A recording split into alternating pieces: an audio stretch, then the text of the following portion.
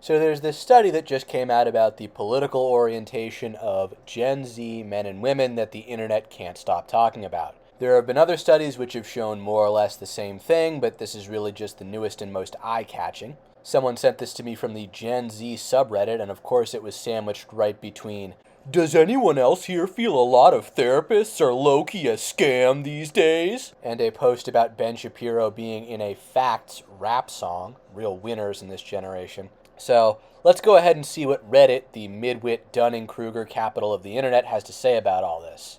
It's the toxic masculinity BS they force on males. A part of that ideology is to not have any empathy or compassion that comes with being liberal. 3,700 upvotes on that comment. One of the most popular comments on that entire thread. And who is they?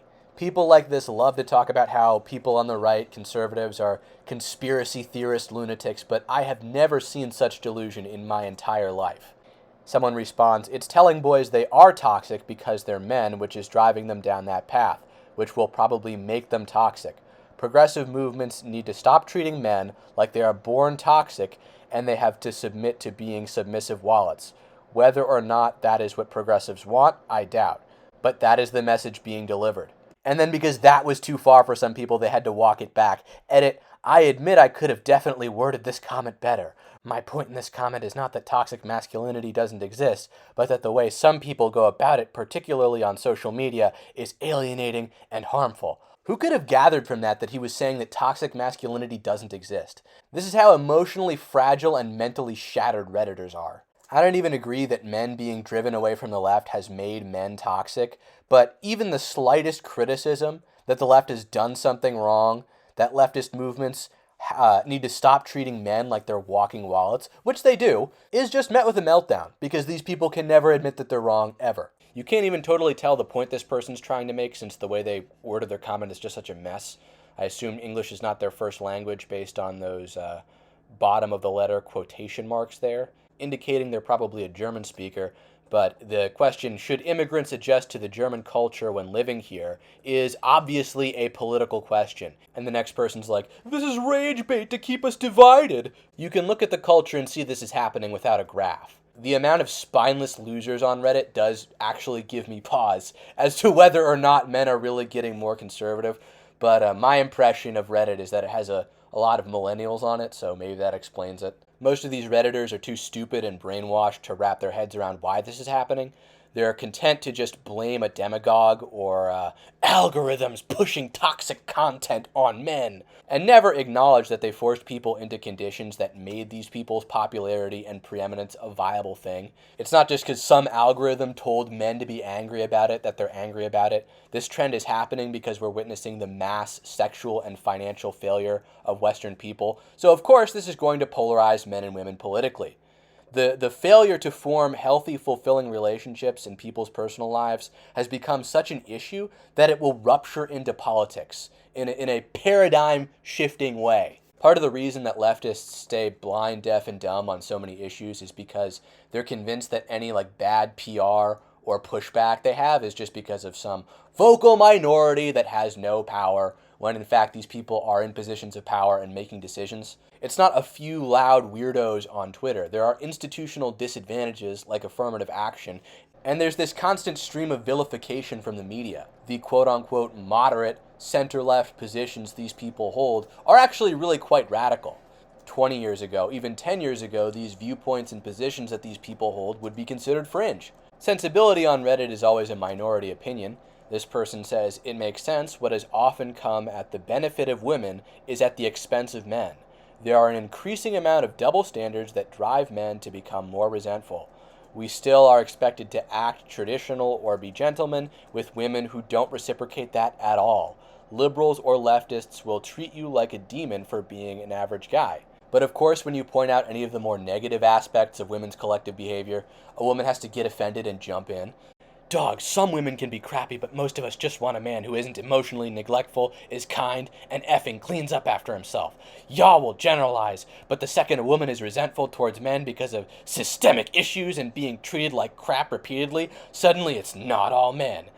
Make it make sense. Take responsibility for yourself and stop blaming women." That's not really the case. Women want a little more than a guy who isn't emotionally neglectful and cleans up after himself. Like how whenever you bring up tons of women all over the internet were saying kill all men not too long ago, their first response is to go, "We're not saying that. Why are you murdering us?" Men are bigger, stronger, more aggressive. You're never going to eradicate the fact that men kill women more than women kill men. It is just an unfortunate aspect of human life. You can minimize it, but you can't do away with it completely.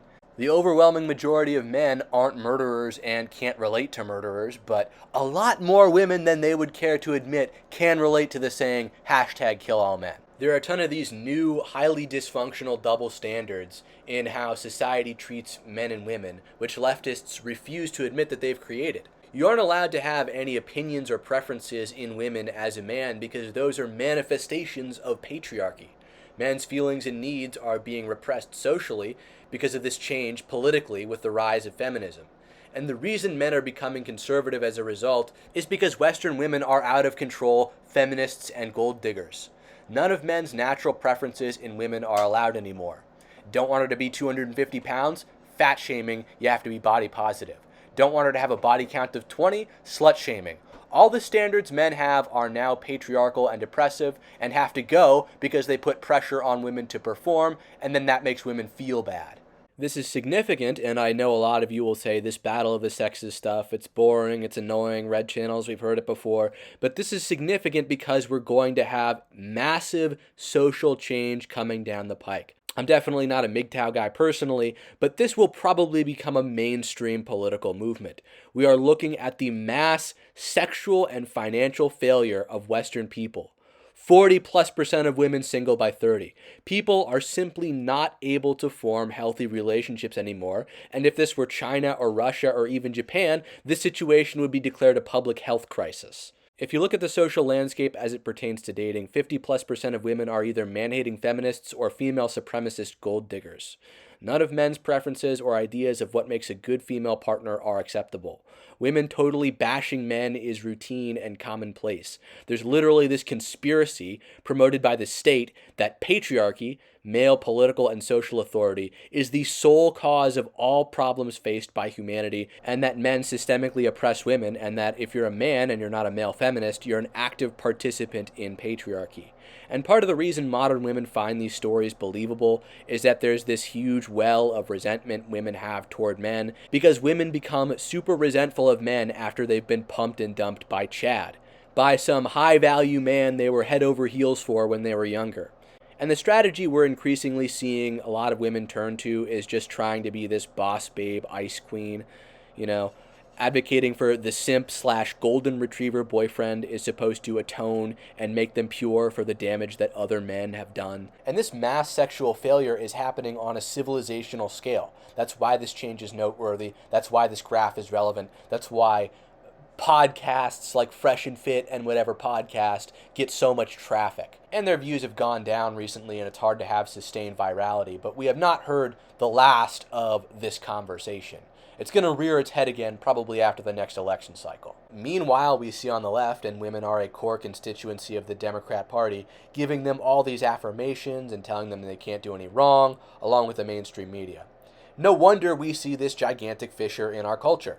Men are in a situation where women can't be held accountable, and you can't engage in any sort of constructive dialogue with 90+% of them because they're too programmed. Any criticism of their behavior or expectations, and you're a low-value man who's telling them to lower their standards. I was in a bar with some friends and like 5 Gen Z kids came in. Get out of the Gen Z subreddit, old man. They were all talking about how awesome Andrew Tate is. I was chatting with one of them and walked away after hearing that.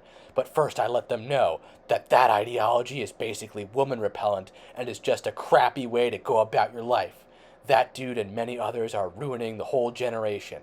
Just imagine hanging out in a bar with your friends, and this broken millennial comes up to you and is like, Andrew Tate's a bad guy. He's woman repellent. Be like me. Don't follow Andrew Tate. That's the best advert for Andrew Tate.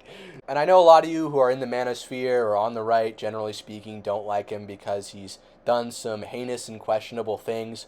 But you got to understand why a lot of young people do look up to him is because this is literally the best role model they have. For instance, my girlfriend's younger brother is always reposting Andrew Tate stuff on Facebook, And the thing is, this comment also fundamentally misunderstands what the appeal of Andrew Tate is, right? The message isn't bringing up female nature to women.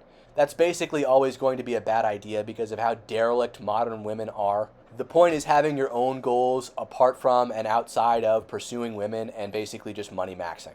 And he does this in a way that is more holistic and geared towards men's experiences and interests than a run-of-the-mill finance scam guy like, say, Tai Lopez and his million Lamborghinis. Don't take that red pill / black pill, guys. You'll lose. Someone responds, take the blue pill, guys. It's the way to go. My wife and her boyfriend approve. Ha ha ha. And of course, this woman has to add in her 2 cents. It's amazing that people have convinced so many boys that being a right-wing misogynist will get you more faithful, positive relationships with women than the opposite. LOL. You're doing that convincing right now, lady. It's not Jordan Peterson, it's women like you. It's partly because women, especially left-wing women, will say they like these qualities in men which they totally don't actually like. Like, tell me what I gotta do to make you mine for a lifetime. And it's all really just lies and virtue signaling. And women like this feminist Redditor here just like to keep the game going because of their massive victim complex and refuse to acknowledge reality. But anyway, let's just read the rest of what she has to say. I'm a leftist feminist woman, 29 by the way. I've been with my boyfriend for 5 years. If either of us did anything sexual with anyone else, it would be immediately effing over. That is the standard. This is almost everyone I know, and I have a liberal arts degree, LMFAO, and lots of friends with blue hair, so I'm coming from the group stereotyped this way. Yeah, there are people into polyamory and open relationships or whatever, but they are still definitely in the minority. There's nothing morally wrong with it if everyone agrees, but most people just are not built for that stuff. I'd never want to deal with it, and that's how most of my peers feel.